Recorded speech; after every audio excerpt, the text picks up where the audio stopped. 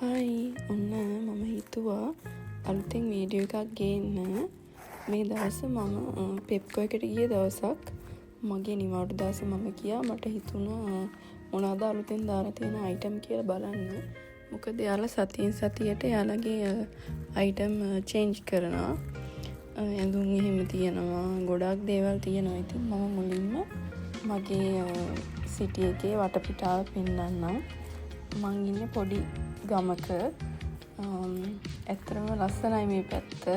අර ටවුන් ලොකු ටවුන් එකක ඉන්නවට වඩා ගමක ඉද්දී ඒ තියෙන මානසිකත්වය හොඳයි. ඉතින් අර තද බදේ එහෙම මුකුත් නැහැ. හරිම නිදහස්. ඉතින් ඒ වගේම තමයි මේ දවස් නම් හරිම සීතලයි. එයාලට පේනවා ඇති වටපිටාව මීදුම ගතිය ගොඩක් තියෙනවා. හරි අමාරුයි. ඉතින් මේ දවස්වල අපි එළිය ඇවිදින්න ගියාට ඊට පස්සේ ගිහින් ආවම ඔළුව කැක්කුමයි, අත් වේලෙනවා, අත් නිකන් පැලිලා වගේ තියෙනවා. ඉතින් නොයත් බෑනේ. ඉතින් තමන්ගේ දේවල් කරගන්න නේද? ඒ නිසා ඉතින් වැඩි හිතන්න නැතුව ගියා. ඔන්න දැන් ටික ටික පෙප්කෝ එකට ලං වෙලා තියෙන්නේ. හරිම ලේසි. ඉතින් හැමදේම පොඩි ගමක වුණත් ළඟින් තියෙන එක අපිට හැමදේම වගේ කිට්ටුයි පෙනී එකක් තියෙනවා, පාකෝ එකක් තියෙනවා, ප්‍රෝෆී තියෙනවා ළඟම. ඒ නිසා ලේසි. ලිඩල් එකක් විතරයි ළඟ පාතකින් නැත්තේ. ඒක යන්න ඕනේ ෆොක්ෂාන් වලටම.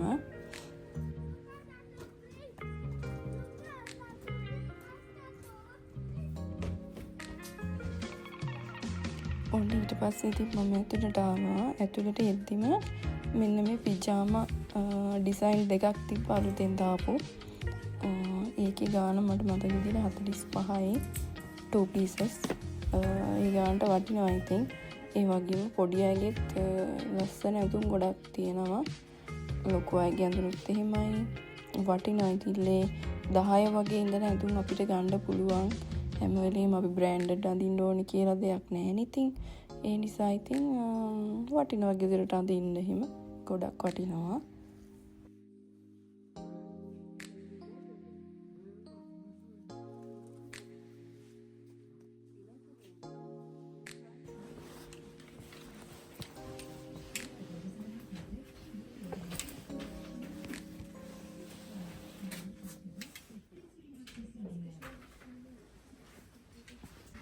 ඊට පස්සේ මම ආවා කිචන් අයිටම් තියෙන පැත්තට. මම මෙතනින් ගත්තා ෆ්‍රයි පෑන් දෙකක්. මේ පොඩි මම මුලින්ම අතර ගත්ත එකේ ප්‍රයිස් එක ලෙයි 16යි. මෙන්න මම මේ දැන් ගත්ත එක ලෙයි 17ක් වුණා. ඒකේ පොඩ්ඩක් එක ඝනකමත් වැඩි. ඒක හොඳයි අර මම කලින් ගත්ත එකට වඩා. මේකෙන් මම දෙකක් ගත්තා. මගේ අම්මටයි මගේ හස්බන්ඩ්ගේ අම්මටයි දෙකක් ගත්තා. ලංකාවට යද්දී අරගෙන යන්න. ඒ ගානට වටිනවා. ඉතින් ඒ නිසා ඒක බිත්තර බදින්න වගේ පුළුවන් සයිස් එකේ ෆ්‍රයි පෑන් දෙකක්. මේ අයිටම් දැක්කම ඉතින් මට හරි ආසයි කිචන් අයිටම් වුණා. ඊට පස්සේ මෙතන දාලා තියෙන්නේ වැලන්ටයින් එකට gift item. ගර්ල් කෙනෙක් කිව්වේ එතන වැලන්ටයින් එකට තියෙනවා කියලා. අනිත් ඒවා නම් මට වීඩියෝ ගන්න අමතකුණා. ගොඩක් තිබ්බා එතන gift item වැලන්ටයින් එකටම. ඒතකොට පොඩි අයගේ ටෝයිස් එහෙමත් ලස්සන ඒවා තියෙනවා. මට මගේ අයියාගේ බබාවත් මතක් වුණා. ඉතින් ලංකාවට යද්දී අරගන්නවා ඇඳුම් එහෙම වුණත්. මොකද දැම්ම අරගෙන තේරුමක් නැහැ. තව මාස කිහිපයක් තියෙන නිසා. ඊට පස්සේ ඉතින් මම ගත්ත බඩු කිහිපයක් මට වීඩියෝ කරගන්න බැරි වුණා. මගේ බිල් එකට 159ක් ගියා.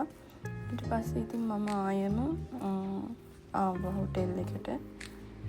මායි මගේ හස්බන්ඩ්ගේ අපි දෙන්නම තමයි වැඩ. මම තනියෙන් ආවේ. මොකද එයා වැඩ කරන වෙලාව තමයි මම ගියේ පෙප්කෝ එකට කම්මැලිත් නිසා. ඔහොම තමයි ඉතින්.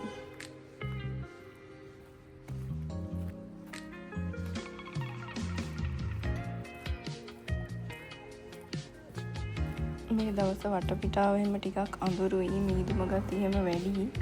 අර අපි මුලින්ම කොයි හරි මේ හිම වැටෙන රටකට ආමානේ හිම වැටෙන්නේ කවද්ද කියලා බලාගෙන ඉන්නේ.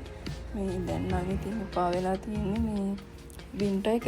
සමර් එක හොඳයි කියලා හිතනවා. මේ බිම සමහරක් වෙලාවට ලෙස්සනවා. නිකන් අයිස් ගතිය බැඳිලා තියෙනවා. හොයන්නත් බෑ. එතකොට ලෙස්සන වැටෙනවා. ඉතින් ඔහොම තමයි ඉතින් වින්ටර් එක කාලෙට නේද.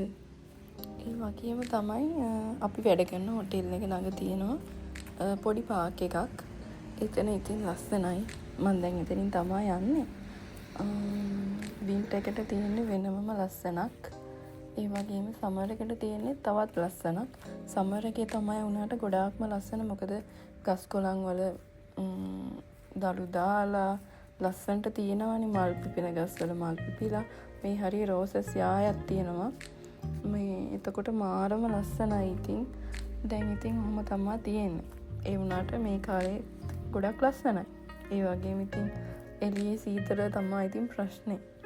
දැන් නම් ඉතින් කැමති නෑ ඇත්තටම සීතලට. මාර්තු පහ වුණාම තමයි ඉතින් සමර් එකේ ෆීලින් එක ටික ටික එන්නේ.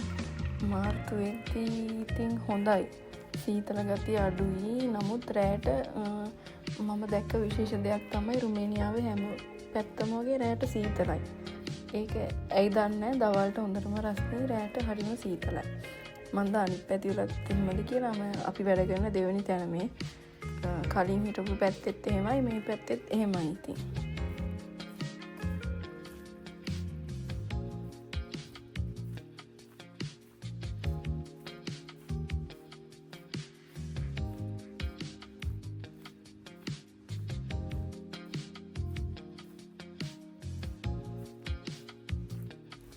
ඉතින් ඔන්න මම ටික ටික හොටෙල් එකට ලං වුණා.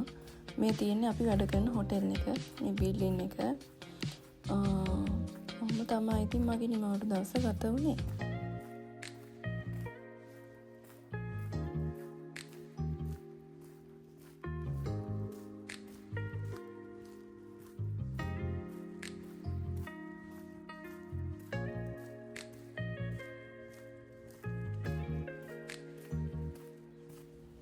එහෙනම් ඉතින් මම මෙතනින් මේ වීඩියෝ එක ඉවර කරනවා.